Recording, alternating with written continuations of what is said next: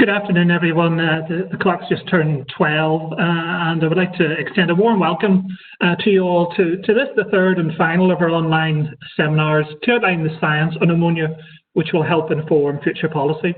Thanks for joining us this Friday lunchtime. My name is Alistair Carson. I'm very pleased to be chairing the webinar series in my role as Director of Science, Evidence and Innovation Policy Division within DARA. Good afternoon to the panel, and first off on the screen to Paddy Savage, Head of Ammonia Policy Branch in DARA. Paddy's joining me on the panel to coordinate the Q&A sessions, and good morning, Paddy. Afternoon, Alistair. Yes, good afternoon. I'll get the time right, yes, and good afternoon to you. And on my screen next, if I could welcome from Edinburgh, from UK Centre of Ecology and Hydrology, Uli Dragovic. Good morning, or good afternoon, Uli. Good afternoon. And then just moving across my screen to welcome John McElroy from AFBI. Good afternoon, Alistair. And then moving further south to North Wick and Devon to welcome Tom Misselbrook from Rothamsted Research. Hi, Alistair. So I'll more fully introduce each of the speakers, Uli, John, and Tom, just immediately prior to the presentations, but just finish off in terms of the introductions by welcoming our presenters from the previous webinars who are also joining us this afternoon. Sarah McCucken, Head of Natural Science within the Northern Ireland Environment Agency. Good afternoon, Sarah. Afternoon, Alistair. Just adjacent to Sarah on the screen, Keith Finnegan, a Principal Scientist within ANIA. Good afternoon, Keith. Afternoon, all. And Elizabeth McGarn from AFBI will be joining us shortly on the panel itself. Before moving on to our presentations, is a small bit of housekeeping, particularly for those joining us for the first time this week. The seminar runs for 90 minutes through to 1:30. A 5-minute Q&A session will follow each of our two main presentations, and then we'll have a 15-minute wrap-up session. We're very pleased with the level of engagement through our seminars, and we look forward again to a good Q&A session after the presentations. On Monday and Wednesday, we've had a series of wide-ranging questions submitted through the Q&A function, and I'm sure today's presentation will initiate a similar level of interest, both the main presentations. Again, could I ask you to submit questions as they come to your mind rather than leave it all to the Q&A session, because this gives us time to collate and where appropriate to group questions into topics for answers. Any questions which aren't responded to in the time available, we'll respond directly to after today's seminar. Recordings of each of the webinars are being made online and will be available through the DARA internet site. In fact, both Mondays and Wednesdays seminars are already online. So briefly to outline, if I could have this slide with the housekeeping, please, Paddy. To ask questions of the panelists on WebEx. Well, I'll talk through it anyway. Just click on the graphic with the 3 horizontal dots on the Q&A function. That's option 3, and enter your box a question in the box provided. It's fine, Paddy. I think hopefully everybody will be able to see that. So just to reiterate, click on the graphic with the 3 horizontal dots as can be seen on the screen. Drop-down menu will come on then. Click on option 3, that's a Q&A, and enter your question in the box provided. Thanks, Paddy, for bringing that slide up. Okay, that's it in terms of housekeeping for this afternoon's seminar. Throughout this week, we have been focusing on the importance of science in addressing the ammonia challenge we have in Northern Ireland. Delivering on this challenge requires a high-quality evidence base, and it's this science which is the focus of the webinars. In our last seminar on Wednesday, a range of farm-level case studies on ammonia reduction were presented. That was based on AFBI and Rothamsted modelling work. And we also looked at the economics of reducing ammonia emissions in Northern Ireland through an AFBI paper. Today we're moving on from the work on modelling ammonia reductions to follow through on what impact reduction measures would have on atmospheric ammonia concentrations across Northern Ireland. And to help put this into context, we're focusing first on the data obtained over the last 18 months or so from a very comprehensive monitoring programme being undertaken across Northern Ireland. So our first presentation is entitled Extending the Ammonia Monitoring Network at Regional Farm and Habitat Level, and will be given by Uli Dragovic from UKCH and John McElroy from AFBI. First off, welcome again to John, who leads the Air Quality and Climate Change Research Programme within AFBI's Agri-Environment branch, with particular focus on the measurement of modelling of ammonia emissions from agriculture and emission reduction strategies. John will be giving a joint paper with Uli. Uli is a senior scientist at the UK Centre for Ecology and Hydrology based in Edinburgh. Uli leads a research group on emission sources, sinks and solutions. She leads CEH work on high-resolution ammonia modelling with a focus on emission modelling with a focus on ammonia at the local to national and international scale, and quantifying atmospheric nitrogen input to habitats and designated sites. John and Uli, we look forward to hearing your joint presentation this morning. I'm going to pass over to you, John, in the first instance. Alistair, well, thanks very much for the introduction, and thanks again to everyone for tuning in. So the first of today's presentations focuses on the AFBI Hillsborough ammonia monitoring case study, which explores the theme of making ammonia visible, and will hopefully give viewers an insight into the relationships between agricultural activities and ammonia concentrations in the air in the vicinity of livestock enterprises. So first slide, please, Paddy. Now, one of the key recommendations of the Making Ammonia Visible report was to establish a robust means of measuring and monitoring ammonia in the atmosphere. The samplers, which are used in the UK-wide National Ammonia Monitoring Network, capture average monthly ammonia concentrations, and this is very much appropriate for measuring ammonia across large regions and over long time periods. However, ammonia concentrations in the atmosphere can vary quite significantly over very short periods of time, and the latest technology really allows us to measure ammonia concentrations in the atmosphere on a minute-by-minute basis. Now, being able to measure ammonia at this resolution gives us a unique insight into the relationships between ammonia concentrations, local agricultural practices from which ammonia is emitted, and also weather variables. So AFBI, in collaboration with the UK Centre for Ecology and Hydrology, have established a high-frequency continuous ammonia monitoring site at AFBI Hillsborough. Researchers are using this data from this site to investigate the relationships between agricultural activities on the research farm and also weather conditions and how these influence ammonia concentrations in the air. So the data from this monitoring project will be published to raise awareness about how and why on-farm activities and the local weather conditions influence ammonia levels in the air. Next slide, please. So AFBI Hillsborough has a range of research programs with a focus on leading improvements in sustainable livestock production systems. There is an emphasis on production efficiency and also on environmental issues such as water and air quality, as well as renewable energy systems, agri-environmental technologies, and the protection of animal health and welfare. So the AFBI Hillsborough Research Farm has 280 dairy cows, 100 suckler cows, 250 ewes, and 140 breeding sows plus replacements, with a total area farmed of 450 hectares. The farm also has a large anaerobic digester which uses cow and pig slurry and crop materials. Now, AFBI Hillsborough is one of the largest livestock farms in Northern Ireland, and it's located over 10 kilometres away from the closest designated site. And so ammonia emissions from the site do not contribute significantly to nitrogen deposition at any protected site. Next slide, please, Paddy. So as you can see on the right-hand side of the slide here, the monitoring site is strategically positioned to capture ammonia concentrations originating from emissions at Hillsborough Farm under prevailing winds. The monitoring site is located approximately 200 metres northeast of the anaerobic digester and 3 large digested stores. So the monitoring site is very much in close proximity to significant ammonia point sources here. This project is allowing us to show cause and effect between local agricultural management practices that incur ammonia, so for example, slurry spreading or slurry store mixing, and also weather conditions and local atmospheric ammonia concentrations. The site has been operational since March 2019, and it's hoped to keep the site operational in the long term to determine the effects of ammonia mitigation strategies as these are increasingly being adopted on the farm. Next slide, please, Paddy.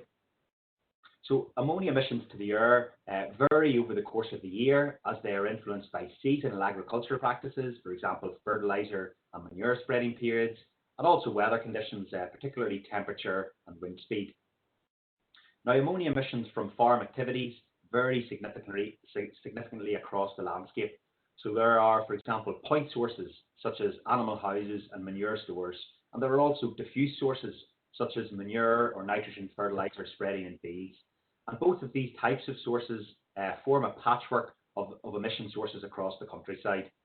Now, most of the ammonia emitted from an agricultural activity will be deposited close to the source, within a few kilometres, and the vast majority probably within 600 to 700 metres. A smaller proportion will be dispersed further away from the source itself. So wind also has a significant influence on the fate of emitted ammonia. Wind speed determines the rate of dispersion of the ammonia from the source. At a low wind speed, there is reduced dispersion, and so higher concentrations are measured in the vicinity of the source. Under higher winds, the ammonia which is emitted from a source is more rapidly dispersed, and local atmospheric concentrations of ammonia will be lower. Wind direction is also very important, particularly in this case study, because it allows us to determine from what direction the ammonia being measured is derived. So it will allow us to determine if the observed ammonia concentrations are from the farm activities or being transported onto the site potentially from elsewhere. Now, ammonia is very much water soluble, so high rainfall events can reduce measured ammonia concentrations, as the ammonia will be washed out by rain and deposited to the ground as ammonium, which would be in solution in the rainwater.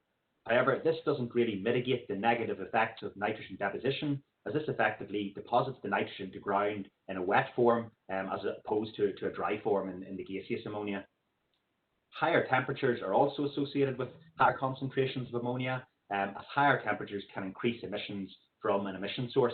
So, for example, slurry land spreading emissions under warmer summer conditions will be significantly higher than under cool spring conditions.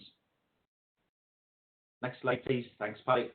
So, looking at some of the data coming from the Hillsborough monitoring site, this series of graphs focuses in on some of the data collected during a 2-month period in early 2020. In the top graph, we can see ammonia concentration data in micrograms per metre cubed on a minute-by-minute basis, which is the blue line, and also as a monthly average concentration, which is the red line. Below this, then, we can see a series of graphs showing wind speed, temperature, and rainfall. Now, those with a keen eye here may have noticed that the months being shown here represent a key period in the farming calendar, as slurry spreading resumes in early spring following the end of the close period. Now, February 2020, if you recall, was actually the wettest February on record, and this prevented seed access for most people across the province until early March, when weather and ground conditions improved enough to allow slurry application. And Hillsborough was no exception here, and the mixing of digestate and slurry stores and the return to spreading, which was carried out exclusively by trailing shoe this year, was very much captured at the monitoring site, with a series of significant peaks in ammonia in March, following what had been a relatively low ammonia February. So this trend is also captured in the average monthly ammonia concentration data, so the red line in the top graph here, where we moved from a monthly average concentration of approximately 5 micrograms of ammonia in February to 11 micrograms of ammonia in March. However, it's really this minute-by-minute data which highlights the highly variable nature of ammonia concentrations at the monitoring site, with these episodic peaks, which are generally short-lived, and also troughs. Now, these peaks and troughs in ammonia can only really be explained alongside the weather variables which are displayed beneath. For example, the ammonia peaks during the slurry spreading period from approximately March the 2nd to March the 7th coincide with a period of very low wind speeds, causing ammonia which has been emitted by the local activities to accumulate in the vicinity. Significant peaks also on the 20th and the 27th are also associated with low wind speeds and ammonia accumulation. What we see here from the data is that as wind speeds increase, the ammonia is more readily dispersed and local ammonia concentrations begin to drop. Periods of rainfall are also notably associated with lower ammonia concentrations, as the ammonia in the atmosphere is being deposited to land in solution in the rainfall rather than remaining as a gas in the atmosphere. Now, both the peaks and the longer-term averages at Hillsborough are very much in line with other research in the vicinity of ammonia emission sources, and the scientific community is in consensus that the critical levels, in other words, the levels of ammonia above which direct adverse effects on sensitive vegetation may occur have most relevance when expressed at an annual or at a monthly level rather than at an hourly or daily level, as the long-term effects of ammonia are considered to be much more significant than the short-term effects. So next slide, please. So looking at the top graph here, if we plot monthly average ammonia concentrations at the monitoring site over the last 18 months, we can very clearly see a seasonal trend in ammonia concentrations and the impact on ammonia emissions of the slurry close period and the reduction in ammonia concentrations over the autumn and the winter months. So suppose putting this into context and how ammonia concentrations at Hillsborough compare to other monitoring sites that we've established across Northern Ireland, well, we have to remember that firstly the Hillsborough monitoring site was strategically located in proximity, in very much close proximity to a range of farm ammonia sources in order to measure ammonia concentrations on a large farm and link these with farm management activities. Other monitoring sites across Northern Ireland, particularly those which are part of the National Ammonia Monitoring Network, which Lily will touch on in the next presentation, and which is over 90 sites across the UK, require specific siting at least 500 metres away from livestock houses and other ammonia emission point sources. And that's in order to capture regional background ammonia concentrations and avoid the influence from local ammonia sources as much as possible. So consequently, comparing data between these sites must be considered within this context. So the Hillsborough Continuous Monitoring Site, which is downwind of the major farm sources and with a large digestate stores approximately 200 metres from the monitoring location, averages 8 micrograms of ammonia per metre cubed.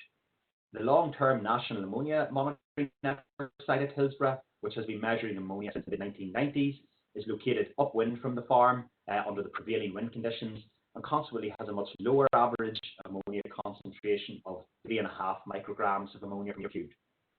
Loch Navar is another long-term NAM site in Northern Ireland and being located in the west of the province, surrounded by both forest and lower intensity agriculture. It is one of the lowest measured ammonia averages, not only in Northern Ireland, but across the UK, with just 0.6 micrograms of ammonia per metre cubed.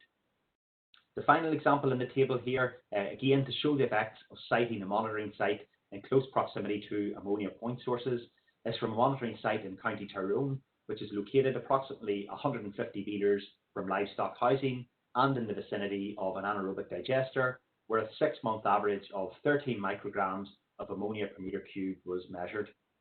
So in summary, the ammonia concentrations measured at Hillsborough are very much in line with what we would expect given the scale of the livestock production on the site and the proximity of the measuring equipment to the major farm sources.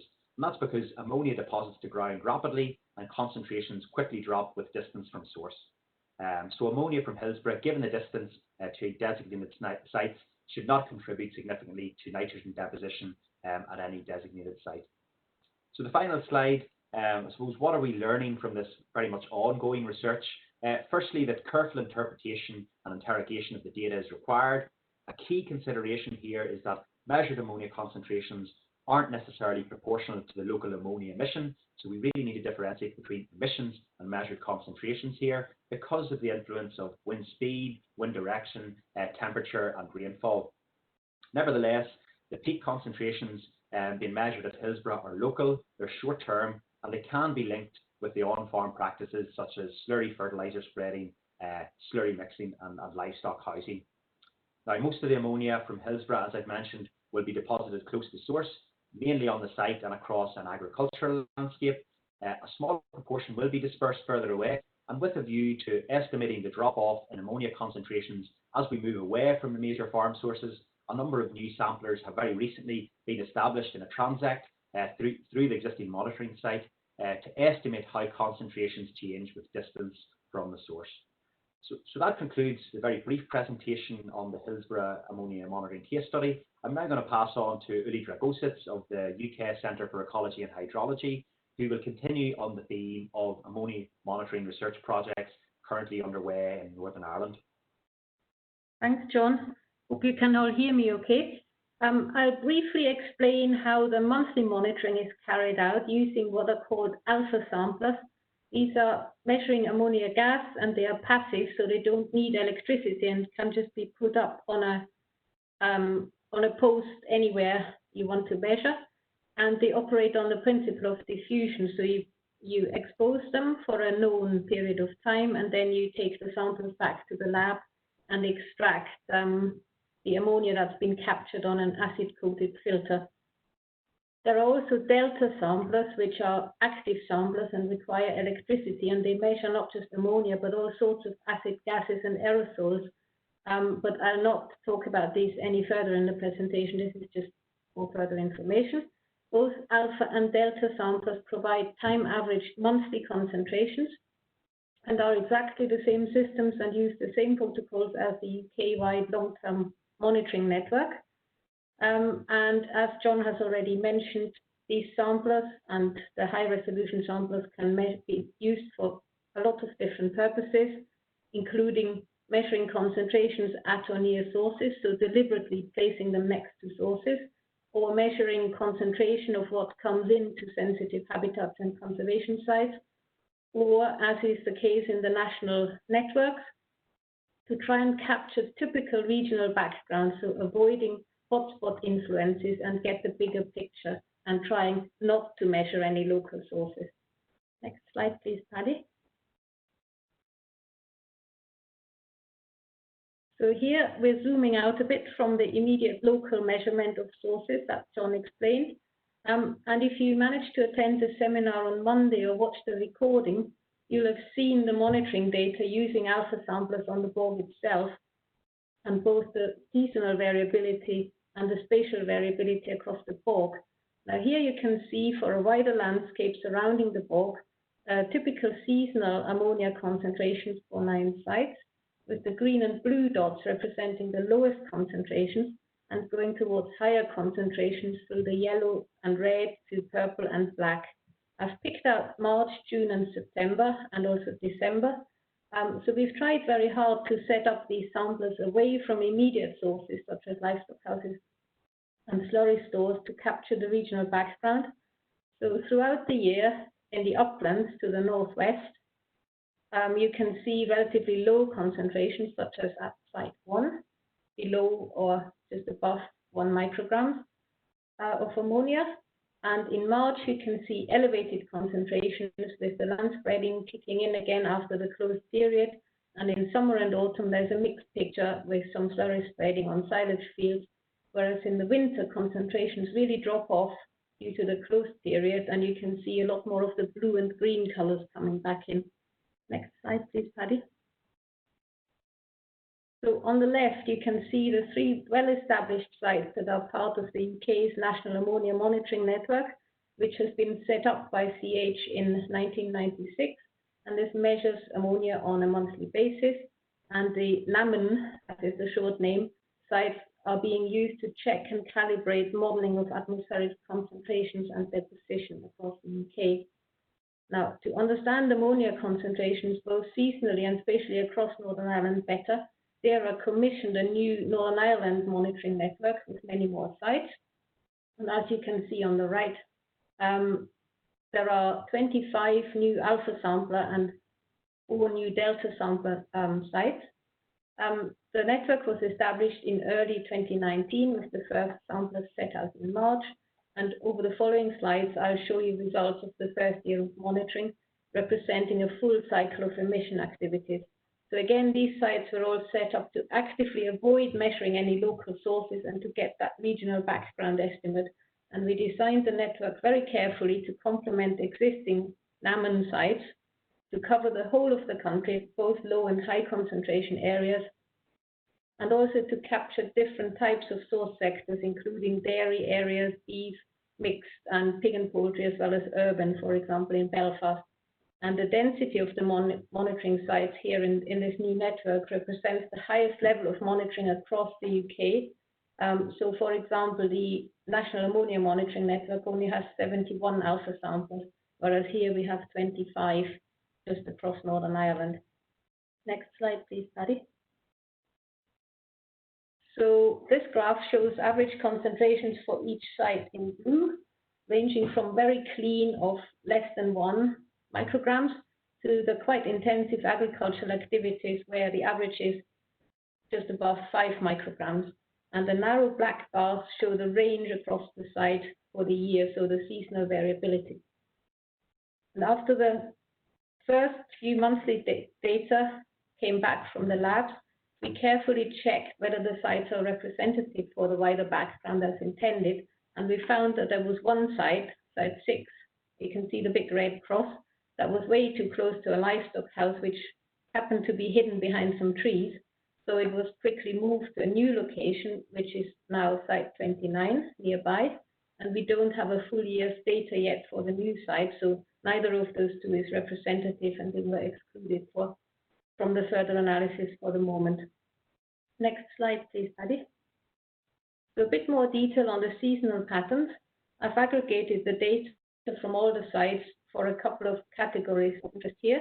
So what we call background, which is far away from local sources and where the average is typically below 1 microgram. So this is really clean. These are the green dots, and the slightly higher concentrations over the summer are just related to temperature, with emissions from any small local sources driven slightly higher by slightly warmer conditions.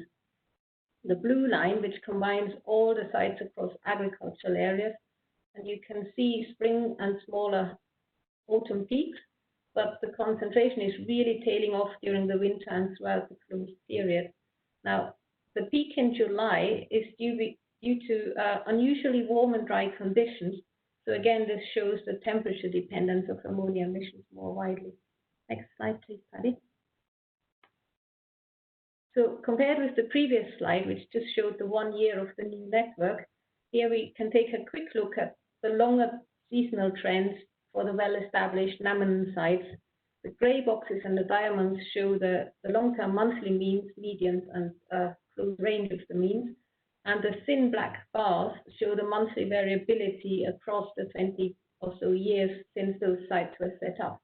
So looking at Loch Navar first on the bottom left, this is the clean or background site in the far west, which shows that typical annual cycle with average concentrations well below 1 microgram. And if you manage to attend the Monday session, you'll have seen Keith Finnegan's images of really healthy and happy lichens and mosses in those clean conditions. Both the Coleraine and Hillsborough monitoring sites at the top of the slide are dominated by cattle farming. So you can see the typical spring and autumn peaks with slurry spreading activities, and again, the lower concentrations during the winter. And I should also mention that this particular Hillsborough site is different from the high-resolution monitoring site that John showed you earlier. And that particular site was set up deliberately to measure and show the activities from the research farm downwind of the main emission sources, whereas the NAMN site is on the other side of the farm, so upwind of the sources. Next slide, please, Paddy. So at this point, I need to do a short diversion onto atmospheric nitrogen processes. So we have emissions of nitrogen, both ammonia from agriculture and waste and other sources, and from combustion in the form of nitrogen oxides, or NOx, going up into the atmosphere. They're being dispersed and transported short range and long range, with deposition coming back down again in the form of dry deposition, which is just depositing back to the ground, and also in the form of long range deposition and including wet deposition where it gets rained out of the atmosphere. So this is just to emphasize that both ammonia and NOx emissions contribute to the total nitrogen deposition that I'll refer to in a little while. But much of the main gases emitted deposits close to the sources, so within 10 kilometers or so, but the more longer lasting chemical reaction products, including particles, can stay in the air much longer and either dry deposit further away or be washed out in precipitation hundreds or even thousands of kilometers away from the sources. Next slide, please, Paddy. So having monitored concentrations at these new sites, how do we fill the gaps between the sites to help us understand what's happening and where the ammonia and the wider atmospheric nitrogen deposition is coming from? We do this by modeling, and try to represent the various processes in the landscape. So for ammonia, we take the NARCES model outputs, which we heard about on Monday and Wednesday, and we'll hear about more in a little while from Tom, and combine these with detailed agriculture statistics and land cover data to create emission maps, and then push these through the next steps of a modeling chain to estimate dispersion, chemical reactions, transport, and deposition. And with the concentration and deposition data, we can then calculate the impact of nitrogen on the sensitive habitats and designated sites by comparing against the relevant thresholds, which are critical levels for concentration and critical loads for deposition. But before we do that, we compare and calibrate the raw model outputs with the measurement data from the long-term monitoring networks, such as the NAM. And having done that, we can then also use the model suite to calculate what-if scenarios by implementing mitigation measures in the emission data, and then run these through the models to predict changes to concentration, deposition, and impact at sensitive sites. So next slide, please, Paddy. And this is just a quick illustration of this modeling chain going from emission through the frame model with MET data, which then puts out concentration maps and deposition maps, and then we can do the assessment of the impact on the sensitive vegetation. Next slide, please, Paddy. So this is what the concentration map looks like after having been pushed through the model for the year 2017.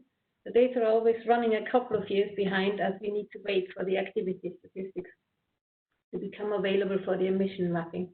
And this has just been calibrated with the 3 NAMN sites. Next slide, Paddy. So this shows you the concentration measurements at our new 25 alpha sites. And then on the next slide, you can see the 2 data sets laid on top of each other using the same color scheme, with the monitoring dots on top of the modeled concentrations. So this shows a really good agreement, with most of the dots kind of disappearing into the background, so showing that the modeling approach works very well. As always, there are a few sites that stick out, which is not really a surprise, given that each of the samplers is measuring very locally, and we are comparing against 1 kilometer model squares, and in this relatively small picture, more regionally as well. So for example, the blue dot in the southeast in the Mourne Mountains is showing measured concentrations of around 0.8 microgram, whereas the model is showing concentrations just over 1 microgram. So it's really only the contrast in the color scheme between the blue and the light yellow that makes this stand out so much. But we are very pleased that overall the models are getting things right and not majorly over or underestimating ammonia concentrations, giving all the process representations in terms of emissions, atmospheric transport, chemistry, etc., and that there are only 3 sites in the long-established network that we use to calibrate against. Next slide, Patty. So this is just a very quick statistical way of expressing the same thing. The scatter plot compares the measurements of the new network against the model data for the corresponding 1 kilometer grid square. Now, if they were matched perfectly, all the dots would lie on top of the diagonal 1-to-1 line. But statistical analysis shows that the average fit of the modeling versus monitoring as a regression line, so the blue line, is very, very close to the 1-to-1 line. And for the individual points, we're still working our way through these just now to check for the finer details of the report in progress. And next slide, please, Paddy. So quick summary: to measure ammonia and use it for a wide range of purposes. Ammonia concentration measurements can be used for a wide range of purposes, and we've shown you examples of all of these. So understanding specific sources at a high resolution with John's Hillsborough farm example, understanding level of threat sensitive, and understanding the wider regional patterns across the country, and checking and calibrating models. And we're very pleased to report that the modeling suite is fit for purpose for estimating magnitudes and patterns of concentration across Northern Ireland. and this monitoring is going on. Thank you. Thank you very much, Uli, and we'll now open up for a Q&A session, and which Paddy will take forward. But just as Paddy's collating the questions, Uli, can you just outline the logistics, the practicalities of taking the samples at the sites across Northern Ireland, and the sort of partnership between AFBI and CH and a range of other stakeholders involved in that through what was a difficult year, particularly towards the end of the year with the restrictions due to COVID? Yeah, so basically it was quite a lot of effort to try and find the right monitoring sites. So we were working together with John and the team at AFBI especially, on the ground to scout out these sites and especially get permission from landowners and occupiers of houses and so on to actually be allowed to put these samplers out and explain that we're not trying to measure local sources, but in fact trying to get away from those. And John and team managed to find a lot of local site operators who run the network for us. So our labs produce the samplers, send them out to John, who passes them on to his local site operators. They set the samples out, collect them back in after a month, and John sends them back to the lab analyzes them, and then sends them back to us as the scientists to analyze the data. So it's quite an operation. And with COVID, we had some delays because our labs had to be closed for a while early this year, but we are catching up again now. Thanks, Uli. And Paddy, can I ask you just to take forward the questions? Yeah, thank you, Alistair, and thanks, folks, for the questions that have come in. I suppose the first one I'll take here is a question around, are these new monitoring sites continuous, and do they have a dedicated weather monitoring station in close proximity? So I guess I can take that one.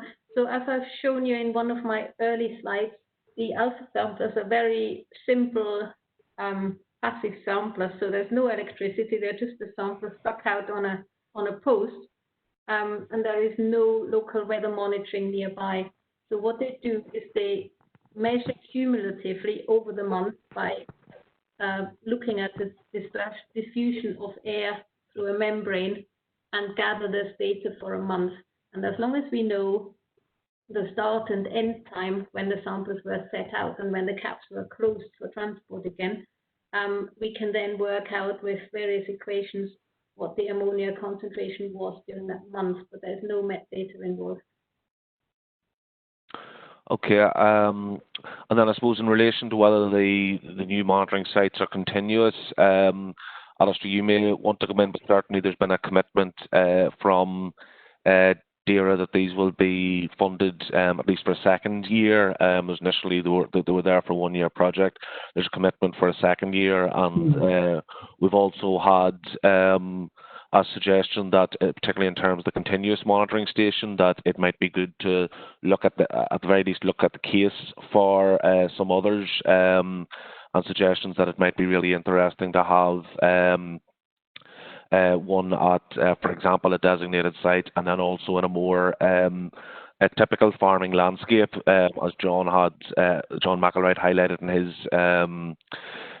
his presentation. Hillsborough is a very significant livestock centre. So look, that case has been made by stakeholders in the expert working group, and that's something that will be considered. Sure, and I suppose, John, in one way, all the recording methods are continuous.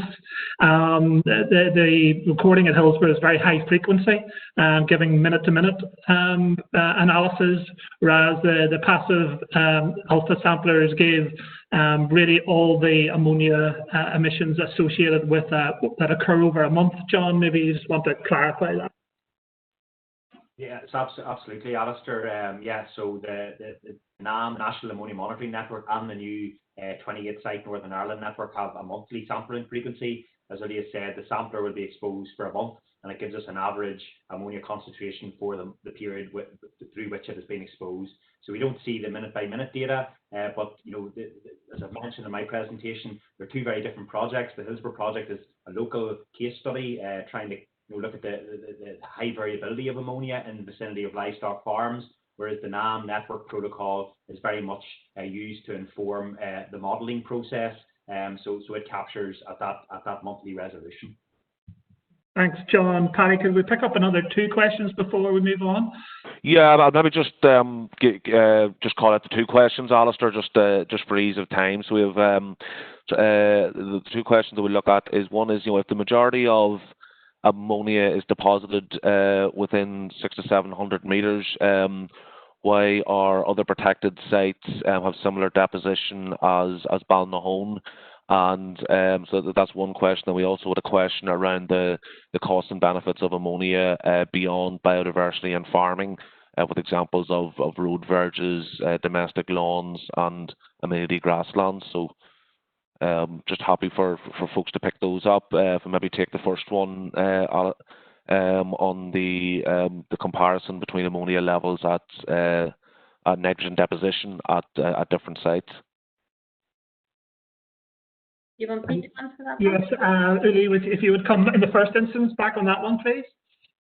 So ammonia concentrations, and this will actually be partially shown in my next presentation, drop off very quickly away from sources. But overall, if you think of each source as a little plume, basically, that dilutes and disperses as you move away from the source, some of it comes down very rapidly, but some of it stays in the air for quite a bit longer.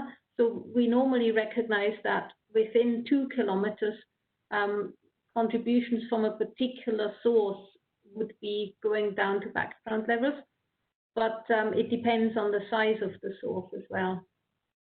And there's obviously the air is constantly mixing, and sometimes it's very stable with no wind, and there's build-ups in the air, and sometimes when the wind's blowing, it disperses much faster. Thank you, Uli.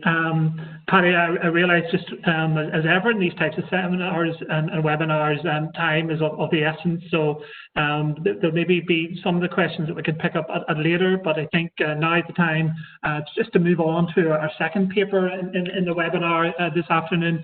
Our second paper is entitled Modelling the Ammonia Emissions Reductions from a Series of Farm Measures at Northern Ireland-wide and site level. So earlier in the week on Wednesday, we looked at the impact of a suite of measures on ammonia emissions from farms. Now we're taking the work through to look at the impact of ammonia emissions reductions at Northern Ireland-wide and site level. Second presentation will be given from Tom Misselbrook at Rothamsted Research and Uli Dragosits from CH. Uli's staying on to give a second presentation.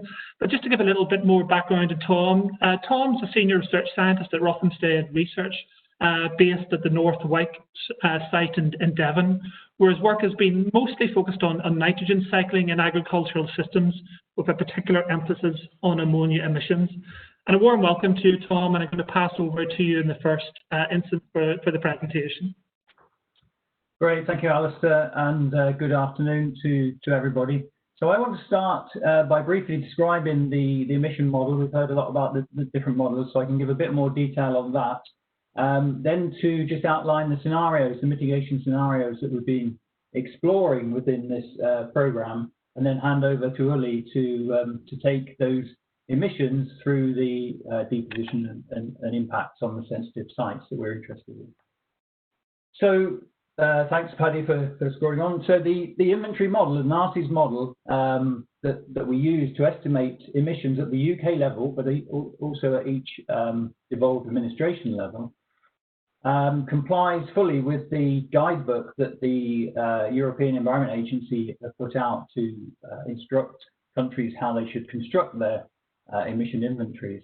In fact, more than that, our detailed inventory model has been adopted by that guidebook as an approach for best practice and a detailed approach that countries should aspire to.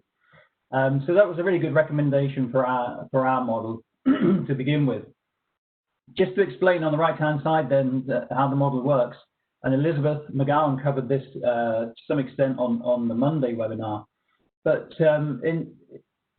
the concept is extremely simple. So the emission is estimated from an activity which may be for example, a number of animals, such as a number of dairy cows, multiplied by an ammonia emission factor. And we have quite a detailed approach. So we have emission factors for discrete sources as we go through the management of either livestock or fertilizers and so on. So in the example given there, for dairy cows, we know we have emissions from housing, but we know we can have different types of housing. They may be straw-bedded, slurry housing with or without slats. And then we know we have emissions from storage, but again, we have different types of storage and so on. So we will associate an emission factor with each of those specific housing types or storage types. And that emission factor is expressed as a percentage of the ammoniacal nitrogen that is within that pool, if you like, within that house or within that store. And so the activity data then is the number of animals associated with that housing type, or the amount of manure that is associated with that storage type. And so we have that level of detail for all the different livestock types that we have within the inventory. Obviously, to drive that and to have accurate emission estimates from that, we need good country-specific activity data. How are livestock and fertilizers managed within each of the countries, and for this program within Northern Ireland specifically? The emission factors we use are derived from measurements that have been made over the last 15 to 20 years. We've built up a big database of emission factors for very specific activities. And it's really important that we also include mitigations. And for those mitigations, we need to associate those with a reduction efficiency, which again is based on our measurements, and with an uptake. So what proportion of dairy cows that are housed in a certain housing type will be associated with a certain mitigation type. Next slide, please, Ali. So, and again, Elizabeth mentioned this on Monday, that one of the really important things about the model is that it takes this nitrogen flow approach through the manure management chain.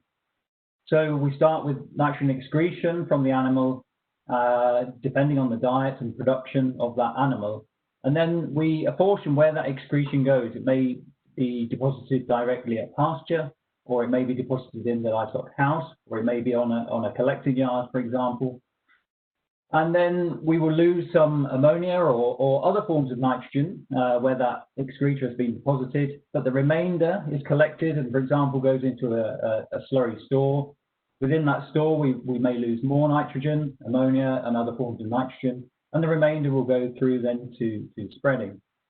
And the importance of linking the different stages is that if we change the amount of nitrogen or how much nitrogen we lose at any of those stages, that will influence the amount of nitrogen and the losses that we will get from subsequent stages.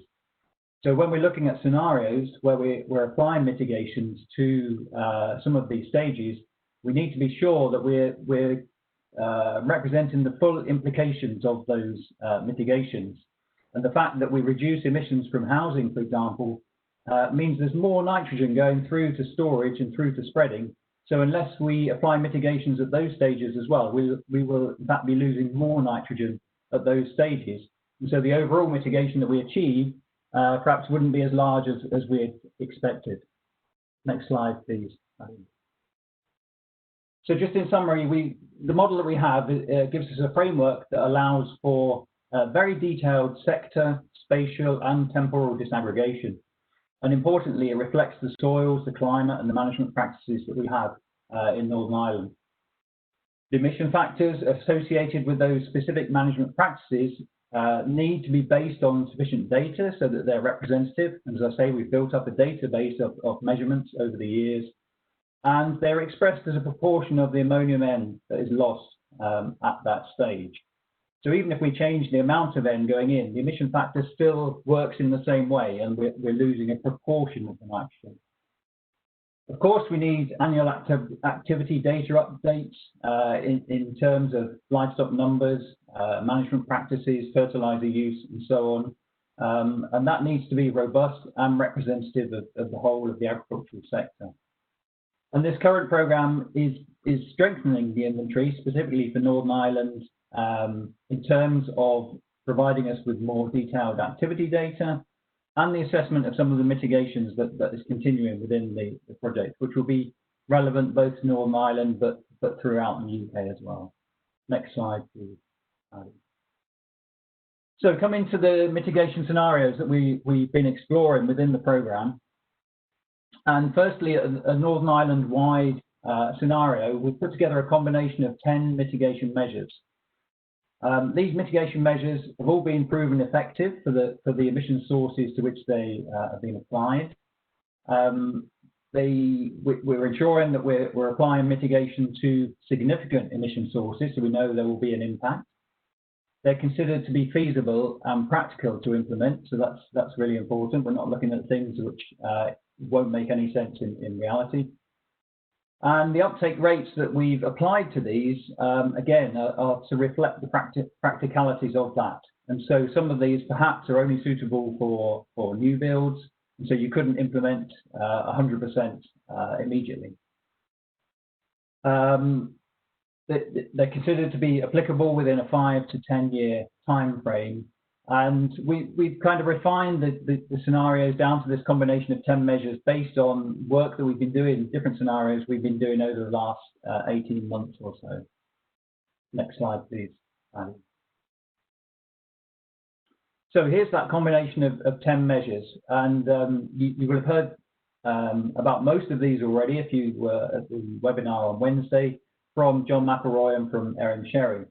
But this is how we've applied it for the Northern Ireland-wide scenario. So the first measure is looking at lowering the crude protein diet, specifically of cattle, pigs, and broilers and layers.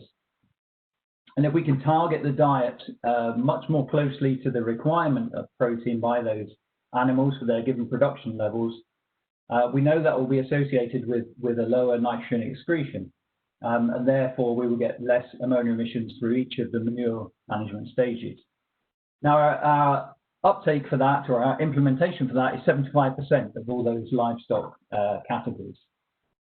So the second measure is assuming a continued genetic improvement in livestock, and specifically for pigs and poultry. And we know there has been significant increases in improvements in feed use efficiency, nitrogen use efficiency, specifically within pig and poultry, but we're assuming that can continue, and we will see a 5% decrease in nitrogen excretion from those animals. And again, we're applying this to 75% of all pig and poultry. Third measure is looking at extending the grazing season for all cattle by 2 weeks, and this is on average across the whole of Northern Ireland. So bearing in mind that we can do this without detrimental impacts to soil quality and without increasing nitrate leaching, for example. But it's considered there's scope on average to extend the grazing season by 2 weeks. So that will be applied to all cattle. Fourth measure is looking at cattle housing and implementing low emission cattle housing. And the example that we've chosen there is the use of slat mats with scrapers, giving us a 40% emission reduction on conventional housing. So bringing in that to a limited proportion of the sector, so 25% of beef cattle, 35% of dairy cattle. Then looking to improve the structure of dairy cow collecting yards, which are significant emission sources. So covering these with a roof and installing a slats and a scraping system, but bearing in mind the costs and infrastructure that will be needed, applying this to only 15% of the dairy sector. Then looking at low emission pig and poultry housing, and there's various options here. We've just selected a few options that will give us, for example, for pigs, a 35% reduction in housing emissions, for layers, a 70% reduction, and for broilers, a 70% reduction in emissions compared with conventional housing. And applying that to 25% of pigs, 60% of layers, and 15% of broiler housing. For slurry storage, the measure will be to cover above ground slurry stores and applying that to 30% of slurry stores. We've looked at a small implementation of slurry acidification, introducing this at the storage stage, which will give a reduction in store and at spreading. And so, as I say, a very limited uptake of that at this stage, so 5% at storage and 10% as spreading. Then one which has been discussed a lot is the low emission slurry spreading techniques. So to bring in trailing shoe, which gives a 60% reduction, and trailing hose, which gives a 30% reduction in emissions compared with broadcast splash plate. And implementing these, 50% of all slurry will be spread by trailing shoe and 50% by trailing hose. And then finally, for urea fertilizer applications, to include a urease inhibitor with all urea fertilizer applications, which is assumed to give a 70% reduction in emissions. So that combination of 10 measures has been applied with those implementation rates across the whole of Northern Ireland. Next slide, please, Paddy. In addition to that, for some targeted areas, we've come up with an enhanced mitigation scenario with an additional 6 measures, which in practice are not necessarily additional measures, but perhaps higher implementation rates. And these have been applied within a 1, 2, and a 5 kilometre zone around the designated sites to look at what the impact of that is on those sites, rather than looking at the impact at a Northern Ireland wide.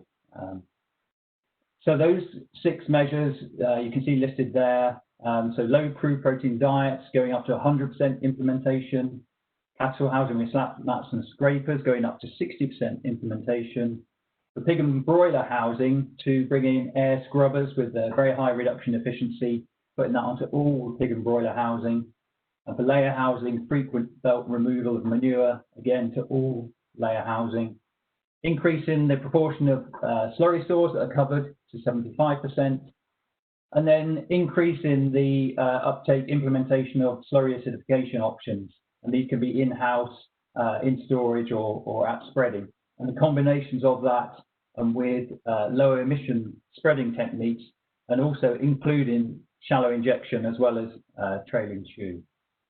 Next slide, please, Paddy. So finally, just to look at the impact of that Northern Ireland-wide scenario, so the combination of 10 measures. So you can see here the baseline, this is the 2017 emissions, ammonia emissions from agriculture in Northern Ireland.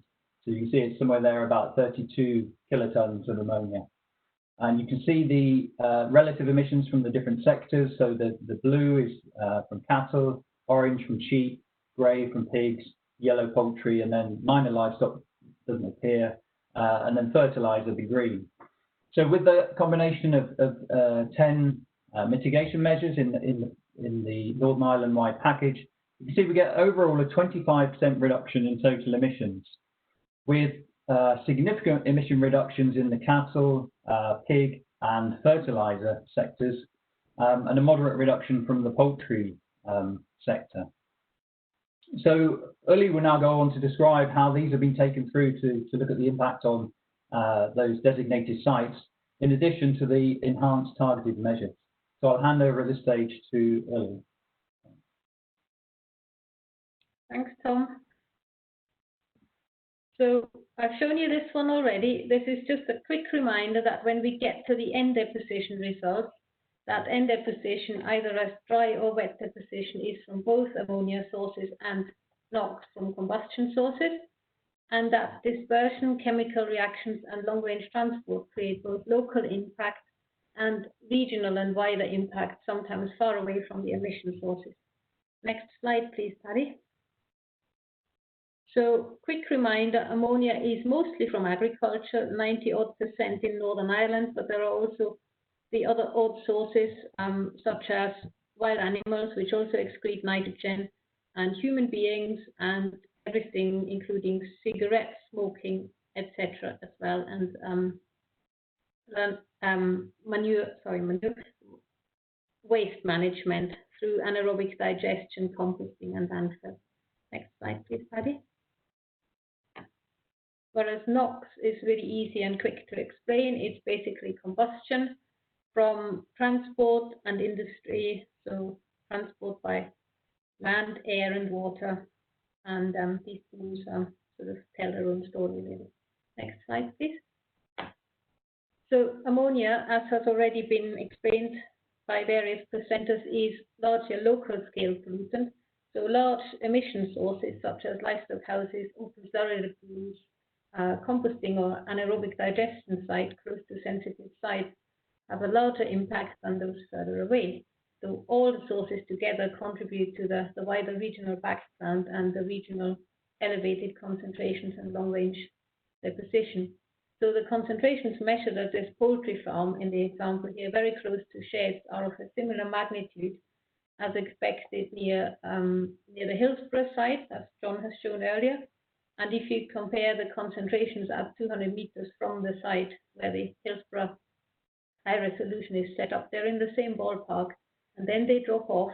But if you look at the y-axis, they're not dropping off to zero, they're dropping off to a lower background. Next slide, please.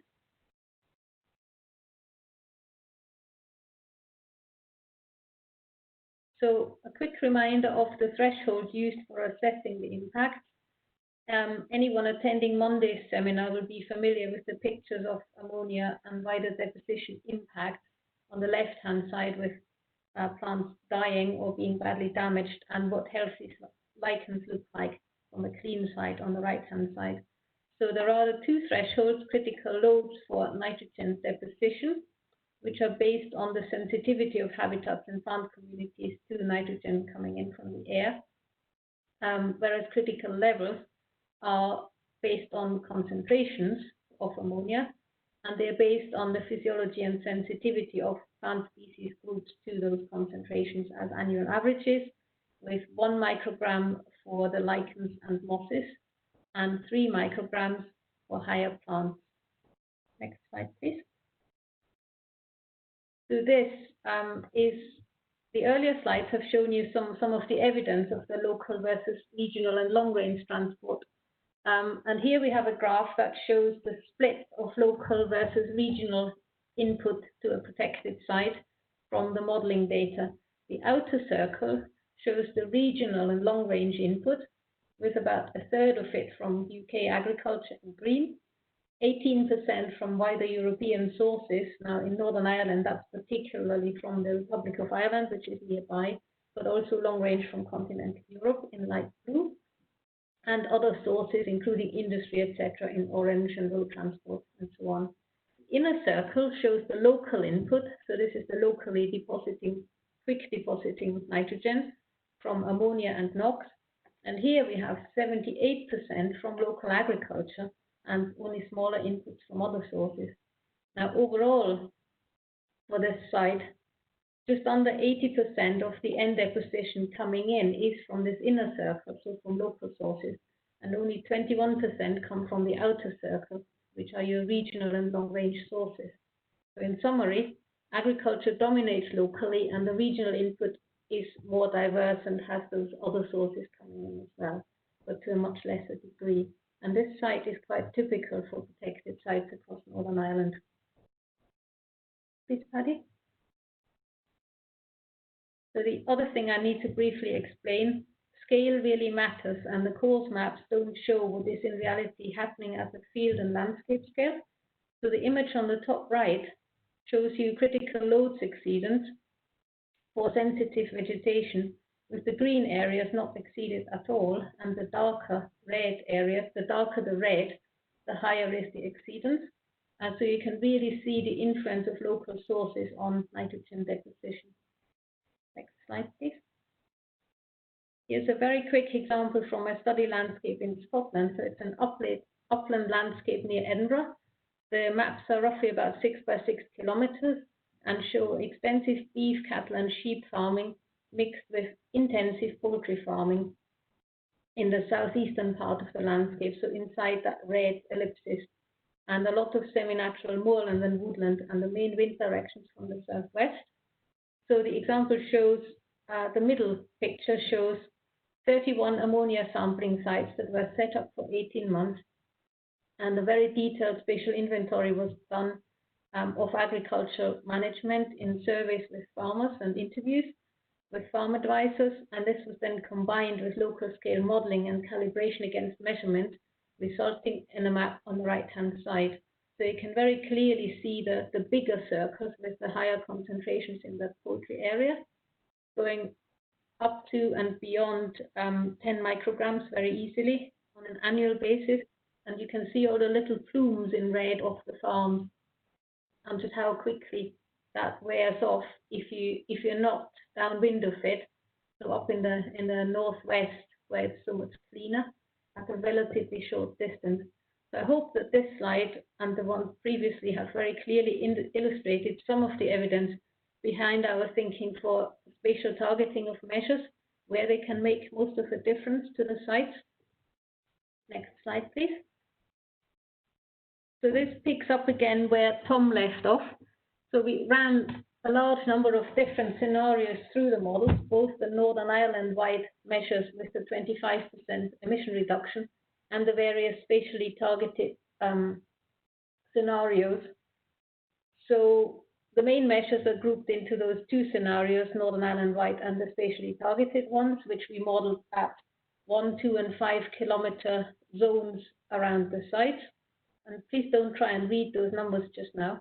The table basically compares emission reductions against the 2017 baseline and also against the main Northern Ireland-wide mitigation measures. So the key message here is that the Northern Ireland-wide scenario, which reduces emissions by 25%, does a lot of the heavy lifting, and the spatially targeted scenarios only add an extra 1 to 7% in total, depending on the width of the emission reduction zones and also the type of site. So the SACs, the special areas of conservation, there's fewer of them, so they cover, the zones surrounding them cover less area and therefore have less implementation of measures.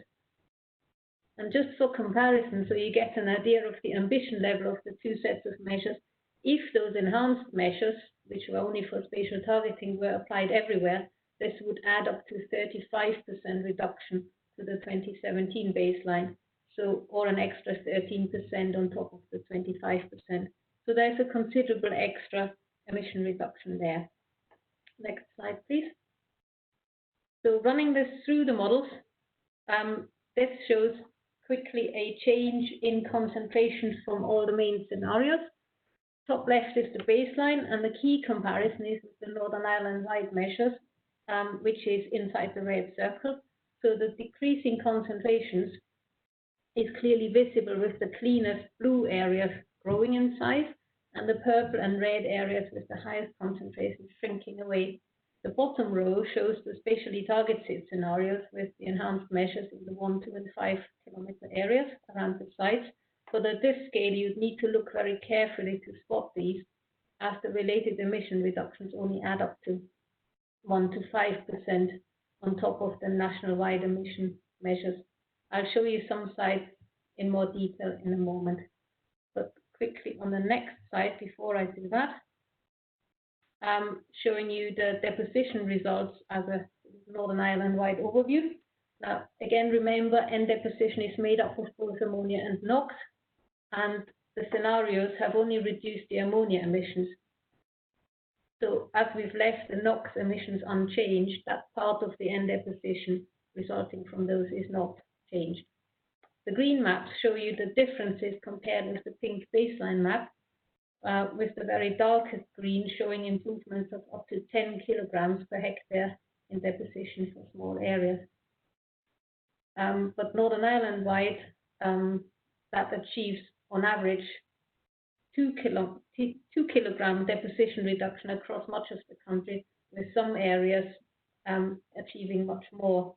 And the differences in that map are due to the uneven distribution of emission sources, and therefore the measures work unevenly across the country. So areas with higher emission densities and area where the mitigation achieves more due to density or the different sectors present will have higher reductions in deposition too. Next slide, please. So there is a metric for deposition which is called excess nitrogen, which is basically by how much are we exceeding the critical load. And this brings together information on the sensitivity of the site, because the critical load is habitat specific with the N deposition. Now, ignore the details and just focus on the colors. So that the left-hand bar is the baseline, and the more ambitious the scenarios, the more as you move to the right, the more ambitious scenarios are shown. And top to bottom are all the different SACs with the cleanest at the bottom. So blue means the site is not exceeding its critical load at all. And the pinks and purples show different degrees of exceedance. So the lighter the color, the smaller is the amount of exceedance. And the second column, moving towards the right with the minus 25% emission reduction, already has a notable effect. And then the enhanced measures make a further difference with increasing ambition. Now, next slide, please. So we're having a quick look now at a few case studies, and I realize we are running low on time. So local emission densities. Emission densities are just average emissions in kilograms of nitrogen per hectare across the zone that we're measuring. So in this case, 2 kilometer wide zones around the SACs. So relatively speaking, we can see emission reduction of between 19 and 31% at each site. So that shows you how the national 25% emission reduction differs depending on where you are.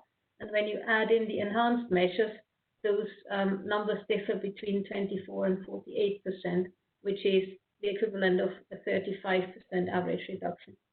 So the second table, Paddy, if you click once, please, shows you emission densities for a selection of SACs.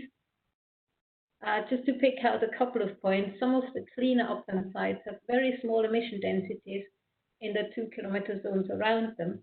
So, for example, West Fermanagh Scoutlands has really low emission densities at 2.7 kilograms per hectare.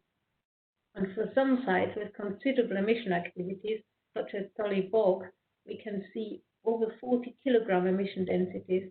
And then the columns to the right show you how these various scenarios can reduce those emission densities down, both absolute and relative. So this really shows that local circumstances matter, and there will be differences between sites, with the potential for spatial targeting much bigger at some sites than at others. And those remote ones, it makes hardly a difference whether you do anything there or not, because there are hardly any local sources. Next slide, please.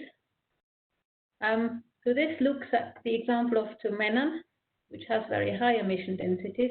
So for the baseline, we have emission reduction above the x-axis for concentric zones around the site, with densities of up to 33 kilograms in a 0 to 2 kilometer zone from the site. But you can also see the different sectors contributing, with beef in dark blue at the top, etc. The second part of the graph, Paddy, if you click please, shows the emission density for the minus 25 Northern Ireland wide scenario above the x-axis, and the emission reduction is shown below the x-axis as a mirror image. And the third part, thank you Paddy, shows the emission density and savings for the enhanced measures being added in, so pretty much reducing emissions by half. Now, if we follow that through on the next slide to concentrations and how that translates. So for each of those sites, again, we have the increasing scenario ambition from left with the baseline to the right. And the grey band shows the minimum and maximum concentrations across each site, where a site covers more than one model grid square, and the red line shows the average concentrations, with the blue line showing the 1 and 3 microgram critical levels.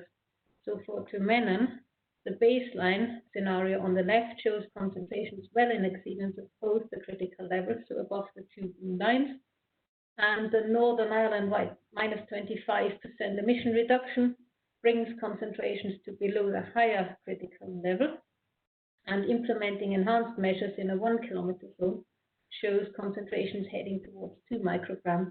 So it's a pretty substantial improvement in a very intensive agricultural landscape. And you can see similar improvements estimated for other sites such as Tullybog, Crannybogs, etc. The bottom row shows some different examples. The River Foyle and tributaries is a very large site following the river, so covering a lot of model grid squares. And the grey band of minimum and maximum is very wide and shows the range of concentrations across the site from very clean below 1 to very high. And both the Northern Ireland wide measures and the 1 kilometre enhanced measures show very clear improvement. West Fermanagh Scotland, the average concentration is already around 1 microgram, so quite low in the baseline scenario. And the Northern Ireland wide measures bring the maximum concentration down a bit further, so also an improvement. But as this site is relatively clean already, as far as ammonia is concerned, spatial targeting doesn't make as large a difference as in other areas. Next slide, please. And I need to speed up. So for deposition, again, it's the same system with minimum and maximum deposition and the mean in red. So for Tumenon, deposition is reducing from 25 kilograms in the baseline scenario to below 20 with the Northern Ireland wide scenario. So that's already an improvement of 20%, which is pretty substantial given that N deposition is not just from local sources and also not just from ammonia. And you can see similar results in the top row for other sites.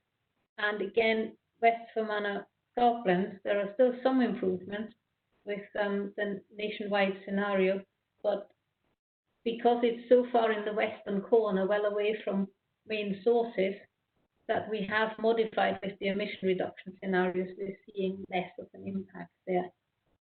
Next slide, please.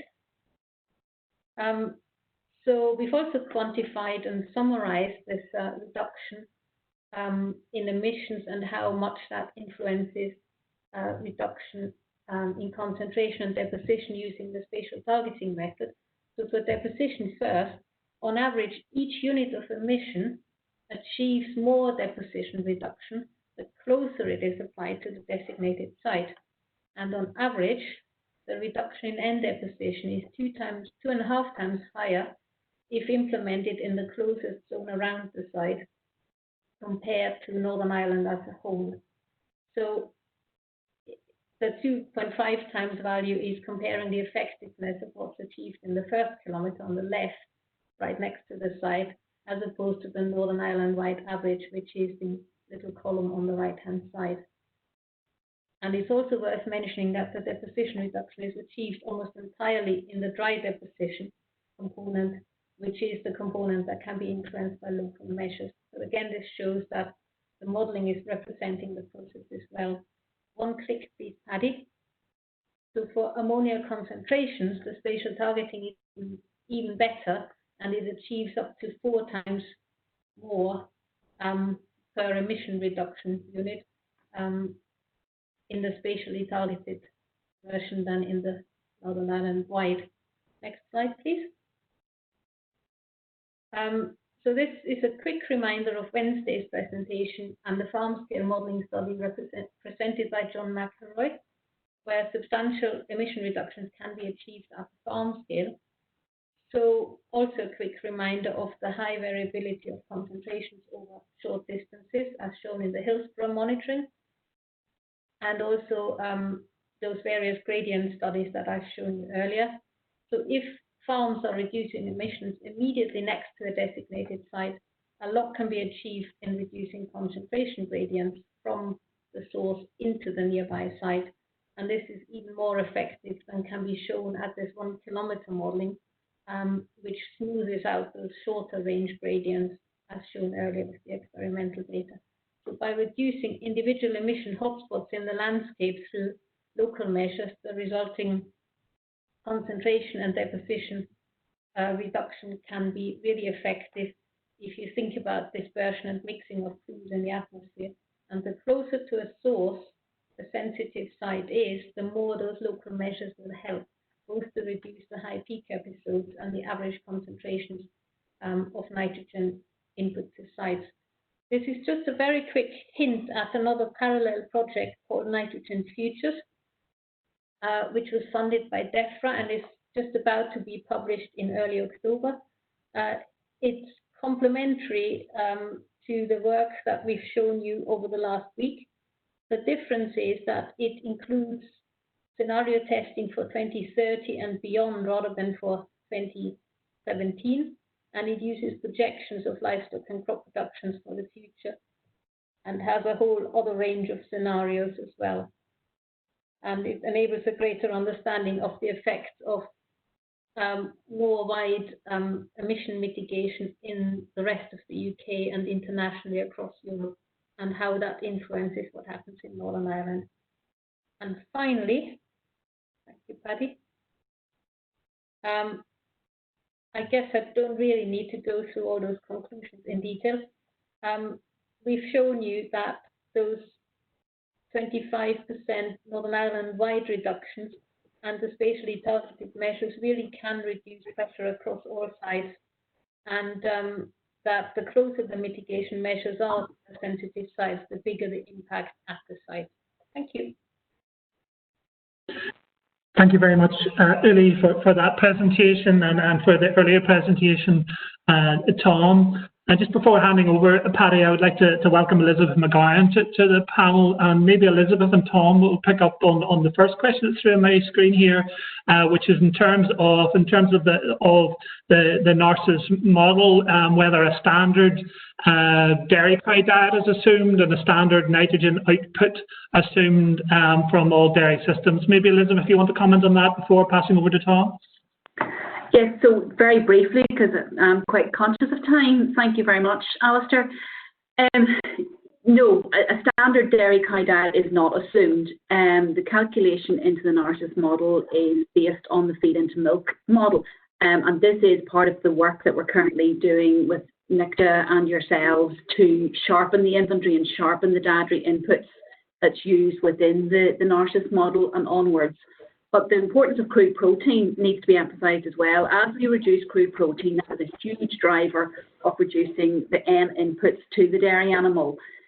Now, we have increases in milk yield over the past few years, so that decrease in crude protein sometimes can be countered by the fact they're physically eating more to produce a higher milk yield. But nonetheless, reductions in crude protein are a significant driver of reductions in nitrogen output, assuming that milk yield would stay static. But as I say, in the NARCES model, it is based on the feed into milk model and the dietary components typical of a range of different dairy cow types within that. So Tom, you could maybe elaborate more? Yeah, I don't think there's too much to add. I think you've covered it really, Elizabeth, and given the time. But the central point is we need that activity data on what animals are eating so that we can accurately estimate the nitrogen excretion and also the forms of nitrogen excretion. I saw there was a question about the amount of urea. So it's really important to know what's been excreted as urine and feces, how much nitrogen is in those two parts, and the model captures that as well. So if diet influences that, that will influence subsequent ammonia emissions. Yeah. Thanks, Tom. Paddy, we have a good number of questions, and maybe you would take us through them, please. Yeah, I mean, we have a couple of questions here just about some of the evidence that has been presented around the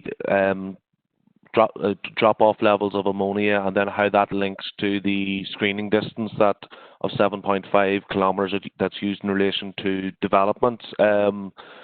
So perhaps that's something that Uli and or Sarah could comment on. Paddy, I'll maybe to take that question to start with. Sorry, Keith Finnegan here. The first thing, the screening distance we use for the assessment of plans and projects is designed to be precautionary, and that is, it should capture all plans and projects that have the potential to have an effect. Now, clearly, the evidence shows that there is a drop-off in ammonia emissions close to source, but there is also a significant tail where emissions continue on for a number of kilometres. That tail needs to be assessed in combination with all other contributions within that screening distance in order to undertake the environmental assessments. We also, that screening distance would also capture, for example, if a cattle house was being built 4 kilometres away, it would also capture that the slurry spreading may take place closer to the site and allow that to be assessed. I think the easiest way to look at that, if you look at Uli's slides, are I think on Terminin, there was a significant contribution from the EU and Europe on that site. And if all the emissions dropped off within 2 kilometres, we wouldn't have those transboundary impacts. So we're required to assess all impacts close to site and further afield. Our colleagues in Wales, as part of their consultation, ongoing consultation, I think, have recently undertaken some modelling and have looked at screening distance as part of that, and they have moved the majority of their agricultural developments from 5 kilometres to 10 kilometre screening distance. We think 7.5 kilometres, based on the size and nature of Northern Ireland livestock developments, is appropriate as a precautionary screening distance in Northern Ireland. Okay, thank you, Keith. Another question here, probably for maybe John and or Tom, but what is meant by a slat mat with a scraper in practice? Maybe John can pick that one up, I think. Yes, no problem. Just trying to get the camera on here. So the 40% reduction factor that we applied in this modelling for the slat mat in combination with a scraper is based on actually based on a Banningen report in the dairy campus in Banningen, which basically estimated an ammonia emission for this type of system, and that 40% reduction was achieved in combination with a 2-hourly scraping frequency. So you know that 40% reduction has only been measured in combination with that every 2-hour scraping frequency. So that was what we applied in the monitoring. In terms of practice on the ground, yes, it is likely that across Northern Ireland, slatted systems aren't currently being scraped, but the emission factor that was applied is based on that scraping frequency. Thanks, John. And maybe I can just ask you also to touch on it, because I noticed something you dealt with on Wednesday. Just to confirm about the impact of the impacts of acid treatment of slurry. There's just another couple of questions on that. Yes, absolutely, Paddy. I mean, this is something that we've touched on before. As you've said, there is a body of research, a significant body of research into the reduction in ammonia that is achievable through acidification. But really, in Northern Ireland, with our clay soils and our high rainfall environment, we already have an issue with acidic soils, and a lot of our soils are beneath the agronomic optimum in terms of their pH.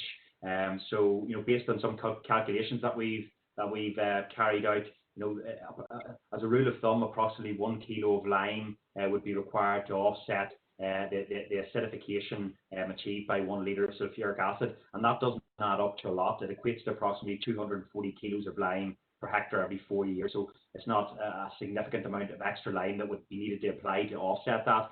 But it's really the effects on wider soil health that we're interested in exploring further. So, for example, fungi, earthworm activity, enzymes in the soil, and I think the evidence in that sphere is a little bit lacking at the moment. Okay, thank you, John. I suppose another one that's question that's come in that can open up is low emission slurry spreading on its own enough to meet the targets? And I'm assuming that those are the Gothenburg protocol targets of a 16% reduction on 2005 levels by 2030. Yeah, I mean, I can kick off here because I have some data on that. In terms of the national scale scenarios, when we looked at mitigation strategies being applied individually across Northern Ireland, if all of Northern Ireland slurry was to be spread through low emission slurry spreading, that in itself would give us a 10% reduction in total agricultural ammonia emissions. And it sounded, Paddy, like Tom was going to come in there just to as well. Yeah, just to add, I mean, the target set by the EU is UK wide. So the Republic of Ireland has its own target, but Northern Ireland doesn't have a target in that specific sense. It's a UK wide one. Of course, this programme is about protecting sensitive sites rather than necessarily meeting the emission ceilings target. And maybe, Paddy, actually that's a point you'd just pick up on. You meant the Gothenburg protocol was mentioned, and just could you give some sort of feel for the relative commitments under Gothenburg versus the 25%, for example, ammonia reduction, which comes through the region-wide measures here that we've modelled? Yeah, so I mean, Gothenburg, as Tom had mentioned, it is our target at UK level. But if you were to transpose it directly across Northern Ireland agriculture, and look at what is needed to achieve a 16% reduction from 2005 levels. Based on our most recent 2008 Northern Ireland agri-ammonia emissions, you would need a reduction of, I think it's around 23.7%. So that actually fits in with a lot of the modelling that we've seen, both in relation to the economic modelling that Aaron presented on Wednesday, which looked at the 22% and the 25% various options based on lower cost and including all measures, and then it also fits with fairly well with the Northern Ireland scenario that Tom and Ollie have outlined. So I think that's an important one to mention, because I know, when we talk about 16% by 2030, that is based on 2005 levels, and there has been that increase. Mm-hmm. Thanks, Paddy. And just stepping back a little bit on in the questions, there's a point there maybe you take forward, Paddy, about the modelled data and the robustness of that modelled data, but maybe Uli would like to come back in terms of the closeness of the fit that this very extensive monitoring programme has found.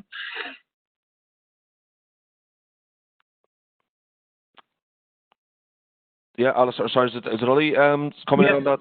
Yeah, sorry, I was just, that was for Uli for a comment, Paddy, if Uli's still on the line, okay? Yes, I'm still here.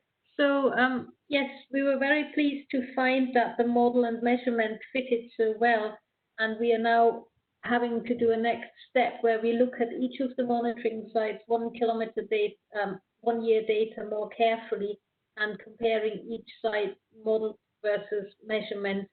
And then we will use these new, much more extensive data on monitoring for the 25 sites rather than just the 3 sites to calibrate the raw model output again and see what the difference that makes. But as you've seen in that scatter plot, the regression line is very, very close to the 1-to-1 line already. So we're very pleased that indeed the model chain does represent what we're seeing in the landscape really well. Thanks, Paddy. I'm very conscious just of the time here, so we're just overrunning. I'm just still going to take a couple of minutes just to ask for contributions from presenters and panel members as we wrap up. Maybe in the first instance, Tom, you've been involved and are involved in research on ammonia emissions globally, really. Would you like just a general comment in terms of the evidence base that we're developing and what's the base policy here in Northern Ireland? Yeah, so you're right. There's been a lot going on globally, particularly within other European countries, but increasingly now in countries such as China and other parts of Asia, where they have huge problems, especially localized problems with far too much nitrogen, far too much ammonia emissions and deposition. So there's an ongoing body of research, program of research, I should say, and we should bear in mind that the mitigation measures that we're exploring at the moment isn't the full set, and there's always going to be development of new mitigation measures, new technologies coming in, and we should keep that in mind. I mean, slurry acidification is one of those that we've kind of recently added to our list of measures to explore within these scenarios. And also to think of not just ammonia emissions on their own, but obviously within the whole nitrogen cycling. We don't want to just plug ammonia and increase nitrate leaching or nitrous oxide emissions. Ultimately, the goal is to improve nitrogen use efficiency within the agricultural systems, reduce leakages at all points, but here specifically ammonia, and looking at ways of doing that in the most cost-effective way and a practical way, and that farming, food production can continue but become more sustainable. Thanks, Tom. Just reiterating, I suppose, the point that ammonia challenge is not unique to Northern Ireland, and learning internationally is key on this. Elizabeth, how's it been? Obviously, it's a widespread research programme, and how's it been working with the partnership with CH and Rothamsted from a perspective? It's been excellent. We've really, really enjoyed working with experts like Julie and Tom. And indeed, from our perspective in Northern Ireland, in AFBI, we're never going to be able to do everything. So we have to collaborate with experts in other areas like Tom and Julie. So, the model of how this research programme is being delivered, I think, is one to be learned from for going forward for our other big grand challenges. So it's been very effective for us, and I hope Julie and Tom would agree. And I think creates a really nice model going forward. Thanks, Elizabeth. I'll just pass over to Uli, just a comment from the CH perspective, and maybe just reiterating the amount of effort we're putting in here in Northern Ireland in terms of our work in this area. Yeah, so I've been working across other parts of the UK as well, and UK-wide on the ammonia emission inventories, and it's really been amazing to see the amount of engagement with the science that's been happening in Northern Ireland from all sides of the policy range, from the agriculture side as well as the environmental protection side. And it's been a real joy to engage and actually have our science being listened to and work with all of you, both on the ground with AFBI and with Tom on the modelling, and to be able to discuss with all of you our science so easily and constructively. Thanks, Uli. And obviously, whilst we have featured the R&D programme itself, it's important to link in and be complementary to the Northern Ireland Environment Agency work, Sarah. Yes, well, we've found this a very productive and encouraging exchange of, I suppose, science and looking at our policy objectives going forward. And I've been really encouraged by the type and volume of evidence that we've been able to gather, which assists us with the consideration of development proposals going forward, but also assists us in taking forward the necessary conservation measures that we're required to prevent further deterioration and indeed to encourage and support achieving favourable conservation status, which is the outcome we're after for our range of designated sites and priority habitats, because as we said earlier, we're going to have to place and will be placing significant focus and reliance on nature recovery as we move forward with the climate and ecological challenges. And I would press that while some of the range of cost-effective measures really do have the potential to achieve and deliver significant reductions, given the extent of exceedance that we are seeing across our sites, I think it'll be important to emphasise that further effort will be required to understand better the local sources and address those so that we can achieve our conservation objectives and deliver sustainable agriculture. Thank you very much, Sarah. And Paddy, just a comment really in terms of next steps. Yeah, absolutely, Alistair. And I mean, look, a huge thank you to everybody who's contributed to this science. And what this has done is give us a really, really good evidence base in order to be able to develop proposals for a draft ammonia strategy. And we hope, I mean, this has been a really good opportunity for stakeholders to listen, to hear the evidence base, and you as stakeholders will have an opportunity to shape these proposals through the forthcoming consultation, and look at and feed in your own views on how the on how Northern Ireland needs to meet the ammonia challenge. I mean, the Minister spoke about it in the Assembly earlier this week and was very clear that that there are plans that he wants to put in place plans to achieve significant reductions in ammonia emissions. This has been excellent foundation stone, and the next step is the draft strategy to put forward the proposals and to consult with a wide range of stakeholders on that, and we look forward to that phase of the process. Thanks, Paddy. Obviously, communicating the science is vital, and this is the start of our communications really on the full ammonia science package. We look forward to continued engagement with stakeholders over coming months in this regard, and I apologise for having to cut short the Q&A session because we are overrunning in the webinar itself, but I can assure you that we'll come back to each of the questions and respond to each of the questions that we haven't been able to turn to. I also assure you in terms of communications, really this is the start of our strategy in terms of rolling out the information that we have, which is coming out of our research and development on ammonia. And finally, just in terms of thanks, first to recognise much of the work that has been the first phase of the programme has been really directed from the work and recommendations of the expert working group, which produced the Making Ammonia Visible report. And thanks to the commitment of those involved in the expert working group. Obviously, a big thank you to the science teams that have been involved across AFBI, CH, Rothamsted, in collaboration with Northern Ireland Environment Agency and McCaffrey.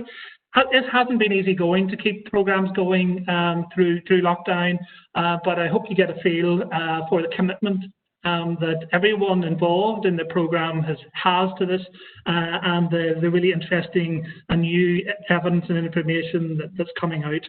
And finally, just to thank everyone for dialing in this afternoon, and many apologies for running over to 1:41, but we very much indeed appreciate your participation and look forward to continued engagement on the science behind ammonia with you. Thank you very much indeed.